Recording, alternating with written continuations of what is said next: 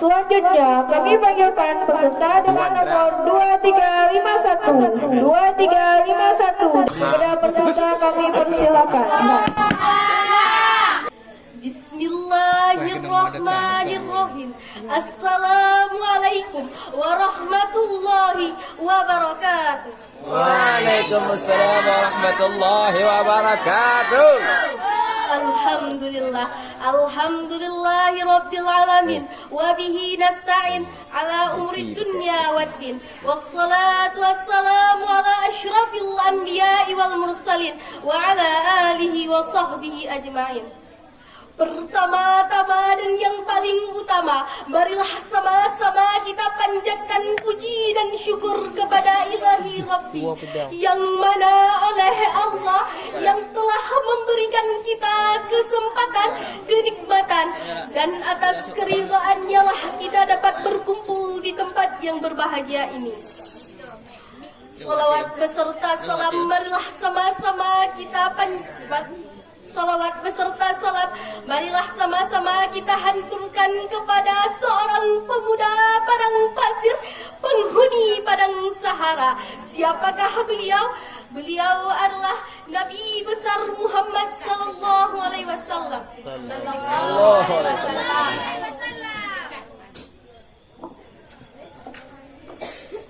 Yang mana oleh beliau yang telah berhasil menarik umatnya dari zaman yang penuh dengan kegelapan menuju zaman yang penuh dengan cahaya terang benderang seperti yang kita rasakan pada saat ini. Kata-kata ketakziman saya yang saya hormati pimpinan Dayah Inti Darul Aitami beserta keluarga, wakil pimpinan beserta keluarga, Ustadz dan Ustazah, serta Dewan Hakim yang menilai gerak-geri saya. Dan terima kasih saya kepada kakak moderator yang telah sudi kiranya membasahi bibir manisnya hanya untuk memanggil nomor undian saya. Tak lain dan tak bukan hanya untuk mengupaskan sebuah syarahan Al-Quran. Dewan Hakim yang kami hormati, hadirin yang dimuliakan, Ketika awal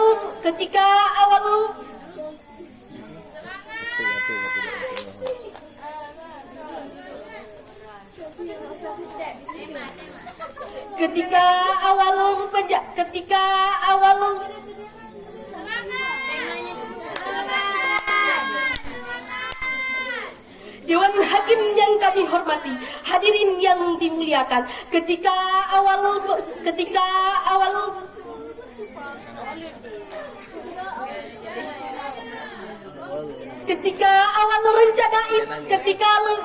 rencana Barat menjajah dunia Islam, Perdana Menteri Victoris pernah berpidato di hadapan parlemennya, apabila kita ingin berhasil mengalahkan negara-negara yang penduduknya mayoritas Muslim, maka yang paling utama yang harus kita lakukan adalah bagaimana upaya kita menjauhkan mereka dari kitab Al-Quran supaya mereka buta terhadap isi kandungannya, sebab hanya dengan itulah kita akan mampu menaklukkan mereka.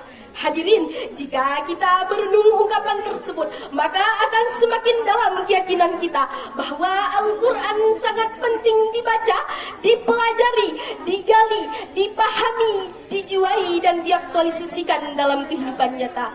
Bahkan Imam Al-Ghazali dalam Jauhil Al-Quran mengatakan, seluruh cabang ilmu pengetahuan, baik yang terdahulu maupun yang kemudian, semuanya bersumber dari Al-Quranul Karim. Senada dengan hal tersebut, Said Nursi sebagai Renunciation of Islam menyatakan, Islam is the father of all the skin and Al-Quran is the book of skin.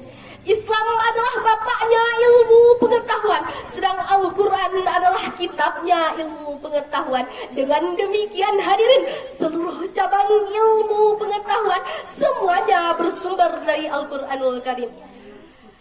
Oleh karenanya Rasulullah sallallahu alaihi wasallam bersabda, "Iqra'ul Qur'an fa innahu ba'di yaumal qiyamati syafi'an li ashabi." Bacalah Al-Qur'an karena ia akan datang pada hari kiamat sebagai penolong. Hadis riwayat Muslim halaman 804. Hadirin, dalam rangka menjadikan sebagai petunjuk hidup bagi manusia.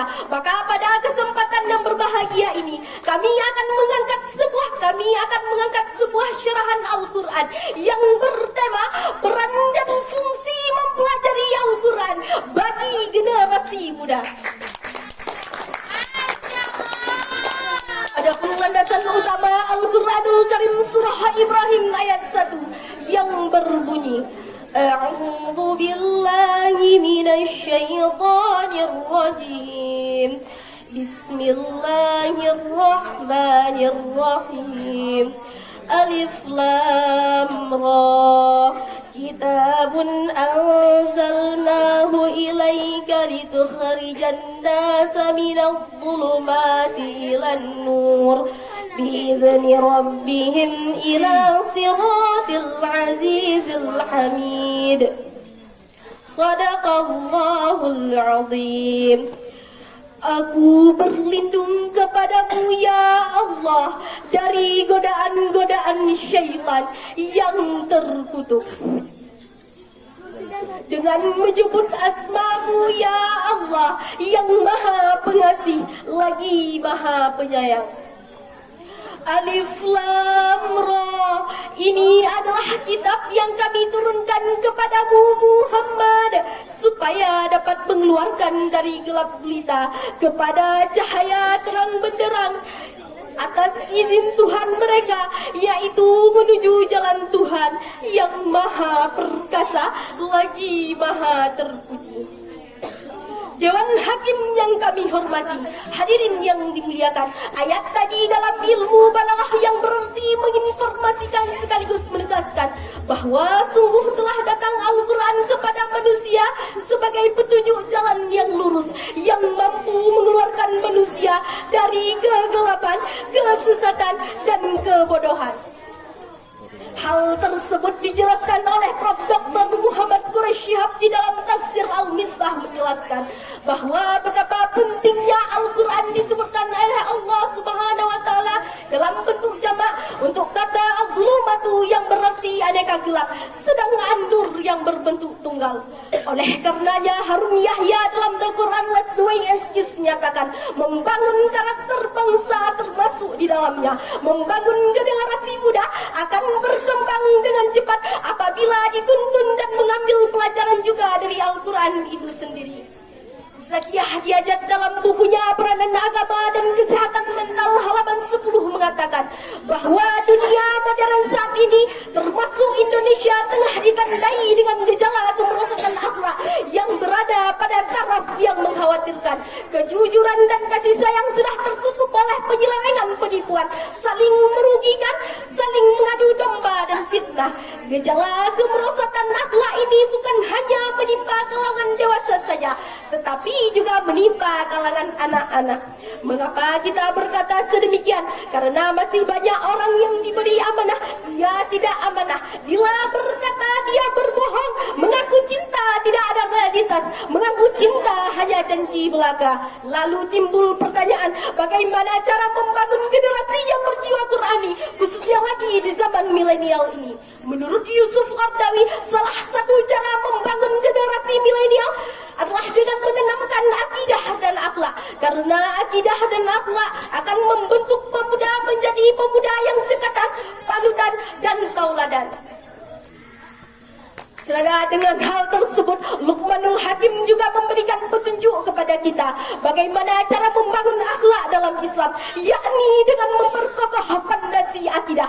Karena akidah yang kuat akan menjadi benteng bagi manusia dari hal-hal yang dapat merusak akhlak. Oleh karena itu, orang tua sangat berperan penting dalam membimbing anak agar menjadi anak yang berkarakter Qurani. Sebagaimana dijelaskan oleh Allah Subhanahu wa Ta'ala dalam Quran surah An-Nisa ayat 9 yang artinya, dan hendaklah takut kepada Allah orang-orang yang sekiranya meninggalkan keturunannya dalam keadaan lemah, yang mereka khawatirkan terhadap kesejahteraannya. Oleh karena itu, hendaklah mereka bertakwa kepada Allah dan hendaklah mereka berbicara dengan tutur kata yang benar. Dewan Hakim yang kami hormati, Syekh Jalaluddin As-Sayuti dalam tafsir yang lain memberikan dengan penjelasan bahwasanya orang tua jangan sampai meninggalkan keturunannya dalam keadaan lemah. Lemah di sini bukan hanya lemah dalam perihal harta, tetapi juga lemah di sini adalah lemah dalam berbagai aspek. Salah satunya adalah lemah dalam hal berakhlak dan berakidah. Senada dengan hal tersebut, Syekh Mustafa Al-Marafi juga menafsirkan kalimat khawfu alaihim sebagai sesuatu khawatiran jikalau anak-anak hidup terlantar dan sia-sia. Oleh karena itu, Islam menginginkan agar setiap orang tua dapat meninggalkan generasi yang kuat fisiknya, kuat mentalnya, dan kuat perekonomiannya. Dewan Hakim yang kami hormati, hadirin yang dimuliakan, dari uraian berikut dapat disimpulkan bahwa Al-Quran merupakan firman Allah Subhanahu wa Ta'ala yang berfungsi sebagai pelajaran supaya dapat belajar membangun generasi bangsa yang memiliki iman yang kuat, ilmu pengetahuan yang mantap, yang mampu membawa kemaslahatan bukan kemudaratan, yang mampu membawa kemajuan bukan kehancuran, yang mampu membawa ketentraman bukan kekacauan. Demikian yang dapat saya sampaikan. Ketika pemuda bersuara, jiwanya selalu bergelora. Jadilah pemuda yang rabbani, yang memiliki jiwa Qur'ani. Jalan-jalan ke Bekasi, janganlah singgah di persimpangan Tugu. Bukan saya tak mau melanjuti, kakak MC bilang sudah habis waktu. Wabillahi taufiq wal hidayah. Wassalamualaikum warahmatullahi wabarakatuh. Waalaikumsalam warahmatullahi wabarakatuh. Dewan Hakim yang terhormat, peserta yang baru saja tampil dengan nomor 08 atas nama Meliza Zurahmi, atas nama Meliza Zurahmi.